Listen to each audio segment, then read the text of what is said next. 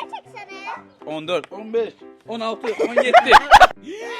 Televizor utdunuz. Çok sağ olun. Mən çok sevindirdiniz. Gəlmək olar. Evdə Ülker var. Heç gətir baxaq. Yəni bütöv deyillər. Belə qəbul edirsiniz. Hə, əlbəttə. Əlbəttə, niyə qəbul edəmirik? Aha, biskrem. Pəncərədən gördük yuxarı. Hər gün yeyirsiniz bundan? Bəli, məktəbə də aparıram. Tostoran uddu.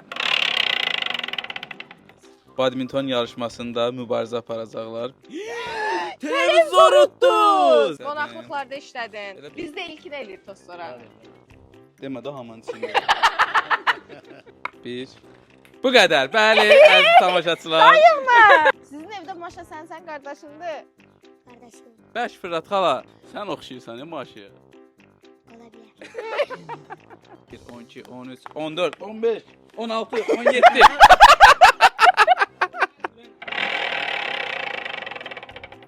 Hədiyyələrimizi bəyəndiniz? Bəli, çox. Xala, telefon istəyirsən, tostoran istəyirsən, bax hansını istəsən onu verək sənə. Telefon. Aç, aç. Tablet Samsung. Uşaqlarla bir yerdə Baş işlər. üstə. Televizor. Televizor uddu. Sevinirsən? Bəli. Niyə sən televizoru? Nə bilim. Qapı döyüb telefon verən olmamışdı sənə. Yox, beləncə çəkilişdə. Birinci kimə zəng vuracaq? Oğlum. Nə deyəcəksən? Evə gedəcəkdi, yəqin nə deyəcək? Tez ol evə gəl. Tablet uddu. O balaca qızımın arzusu idi. Hər Ay, nə yaxşı. Marketdən sonra canım tutardı, mənim telefonumu götürürdü həmişə.